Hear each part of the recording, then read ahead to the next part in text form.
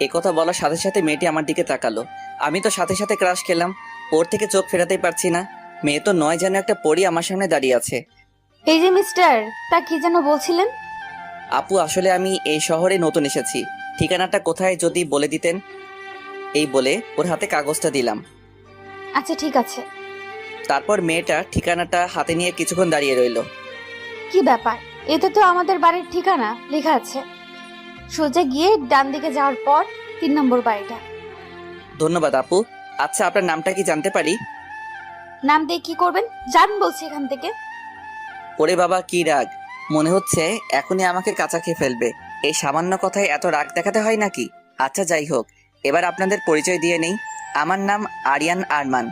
গ্রাম থেকে শহরে এসেছি লেখাপড়া করার জন্য। আমি এবার ইন্টার সেকেন্ড ইয়ারে। এখানে বাবার এক বন্ধুর বাড়িতে থাকবো। ওনারা নাকি খুব বড় লোক। পরিবার বলতে আছে মা বাবা আর ছোট একটা পিচ্চি বোন। আপনাদের সাথে সাথে কথা বলতে বলতে বাড়ির সামনে চলে আসলাম। বিশাল বড়, এত বড় বাড়ি খুব কমই দেখেছি। যেই গেট দিয়ে ঢুকতে যাব, দারোয়ান পথ আটকে দাঁড়ালো। কি ব্যাপার? এভাবে কিছু না বলে হুট করে ঢুকে পড়েছেন কেন? আসলে এই বাড়ির মালিকের সাথে কথা আছে। উনি আমাকে আসতে বলেছে। 1 মিনিট দাঁড়ান, আমি স্যারকে ফোন দিয়ে বলছি। আচ্ছা ঠিক আছে, দেখতে পারেন। তারপর দারোয়ান ফোন দিল। হ্যালো স্যার, গ্রাম থেকে একটা ছেলে এসেছে আর আপনার খোঁজ করছে। ওকে ভিতরে পাঠিয়ে দাও। ওকে স্যার, ঠিক আছে, পাঠিয়ে দিচ্ছি।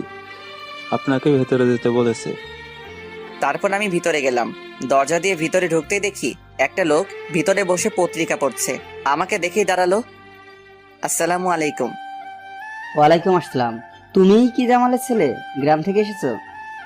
জি আঙ্কেল। তা বাবা বাইরে কেন, ভিতরে আসো। তারপর ভিতরে আসলাম, ওনার সাথে বসলাম। তোমার বাবা মা কেমন আছে? ভালো আছে। আপনি কেমন আছেন? এভাবে আঙ্কেলের সাথে বসে কথা বলছিলাম। কোথা থেকে একটা মহিলা এসে বলল, কি গো, তুমি কার সাথে কথা বলছো? তোমাকে বলেছিলাম না বাড়িতে মেহমান আসবে। ও কি তোমার সেই বন্ধুর ছেলে? এবার থেকে ও আমাদের সাথেই থাকবে। ঠিক আছে, ভালো, যেমন তোমার ইচ্ছে। এখন যাও তো, ওকে ওর রুমটা দেখিয়ে দাও। এছাড়া অনেক দূর থেকে এসেছে। বাবা, তুমি আমার সাথে আসো। তারপর ওনার সাথে উপরে গেলাম। আমাকে রুম দেখিয়ে দিয়ে চলে গেল। আমি রুমে ঢুকে তো অবাক। রুমটা অনেক সুন্দর করে সাজানো হয়েছে। ও, আমি তো ভুলেই গেছি, বাড়িতে একটা ফোন করতে হবে।